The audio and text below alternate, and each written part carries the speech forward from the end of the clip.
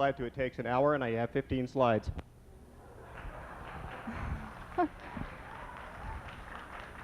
If you'd like to address the evolution of the eye, I'd be happy to let you in. I'm sorry, I was unfairly being facetious. Dr. Holman. I saw this question on the handout, so I know that it's a nice question to pass up here apparently, but. Excuse me, Dr. Holman, your turn. Well, I would say it's obvious the eye could not evolve. It had to be created. It's too complex. There's just too much there. Charles Darwin himself said the thing that caused him to shudder was the human eye. He said, I see no way it could evolve bit by bit. What good is a 5% eyeball? If it doesn't work yet, it's of no value. It's a hindrance. Just like a reptile's limb evolving into a bird's wing, it becomes a useless leg a long time before it becomes a useful wing. And the critter gets killed because he can't run as fast, so evolution stops dead in its tracks. It doesn't work. Most things don't work bit by bit. Tires on your vehicle don't work one at a time. They all four have to be there for it to roll. And the human eye, with its billions of complex parts, it had to be created and designed just like a computer program. You can spill Coke in your keyboard and you will not develop a computer program. Random chance produces chaos, disasters. It never produces more order, and the human eye is so ordered that makes me marvel at the intelligent creator. I have no problem with that, and I want to apologize as far as the tone. I certainly don't want to be offensive. I want to. This is a serious subject, extremely serious, because your behavior is determined by your beliefs.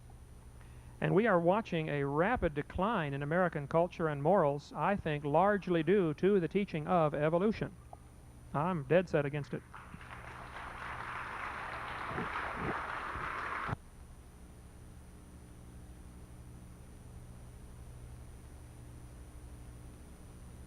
Okay, I'm going to read one that, and then paraphrase a little bit, three others that I have in my hand here that ask similar questions.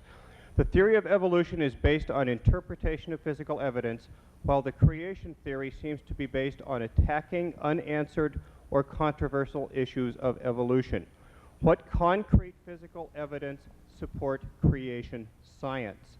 A similar question made a comment that the Bible theory just doesn't cut it. And a series of questions also have to do with how do you reconcile what you're saying with the literal description of creation in Genesis. There are a number here that have to do where the dinosaurs created on the fifth day, et cetera, et cetera, et cetera. We need about 6 more hours on that one. As far as the physical evidence for creation, again, we're talking evidences, not proofs. If I could demonstrate the world was not billions of years old because the Earth is slowing down 1,000th of a second per day. Every 2.5 years we have leap second. Read Astronomy Magazine, June 30th, 1992. We had leap second. The Earth is slowing down. Well, that means that it used to be spinning faster, obviously. And if you go backwards in time, only 10 million years, the Earth was spinning too fast for life to be here because the winds were 5,000 miles an hour from the Coriolis effect. And if you want to tell me the dinosaurs lived 70 million years ago, well then we got a real problem because they'd have been blown off the surface of the Earth. Just by the rotational velocity is decreasing.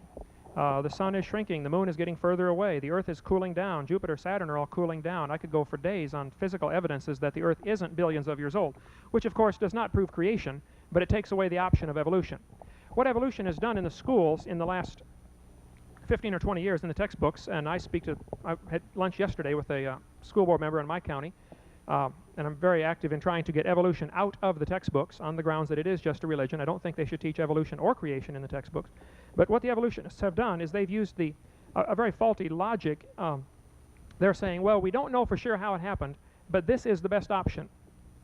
That's like saying if a person is accused of a crime, he's brought to court, and he can prove an alibi. Judge, I didn't do that crime. I wasn't there. The judge says, well, okay, but you're still guilty until you've proved who did it. The innocent party doesn't have to prove who did the crime. He just has to prove he didn't do it. And proving evolution did not happen and cannot happen and does not happen is sufficient. I don't need to be able to prove creation.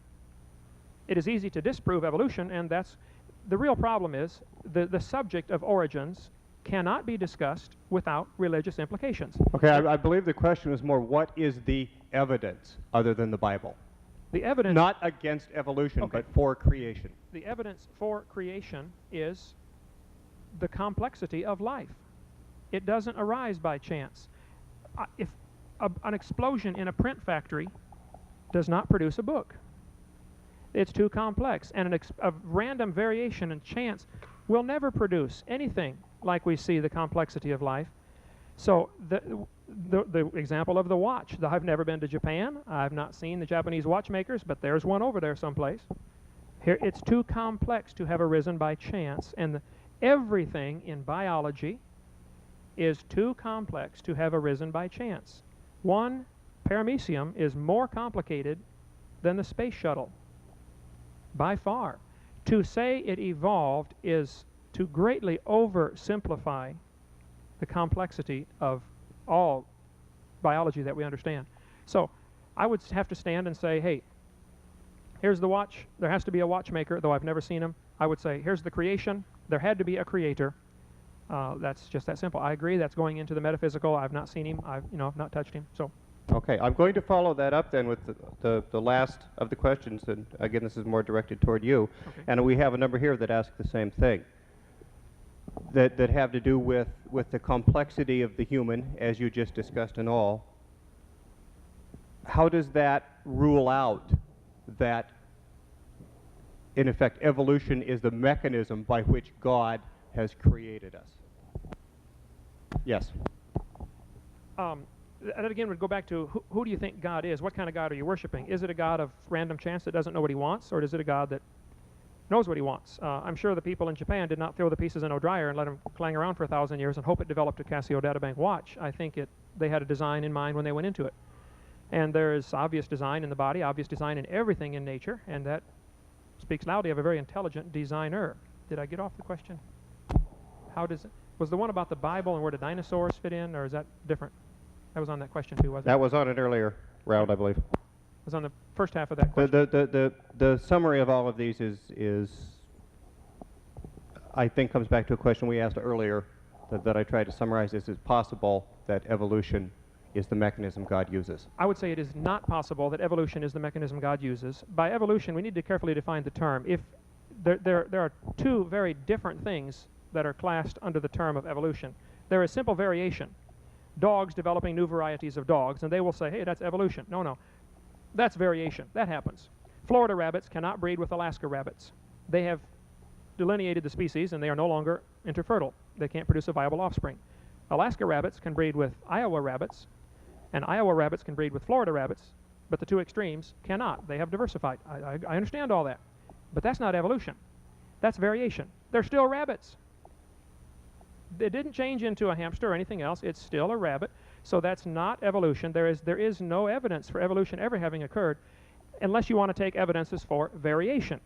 So what they do, some people call that microevolution and then macroevolution. The same phenomena could be observed with the weather. We have our daily weather patterns due to a number of forces, but our yearly weather patterns are due to other forces, solar forces outside of this Earth, not related to the heating and cooling. Two totally separate set of events that cause the weather patterns. And we have microevolution, variation, which is God ordained. He created the species with a genetic code that's very complex. My 3 kids are all very different. That's proof of creation. You can buy cars with a variety of options. That's proof of creation. Somebody designed it. Dr. Richardson, is it possible to you that evolution is the mechanism that God has used for creating the human? Yes. Okay. Is that all you wish to say?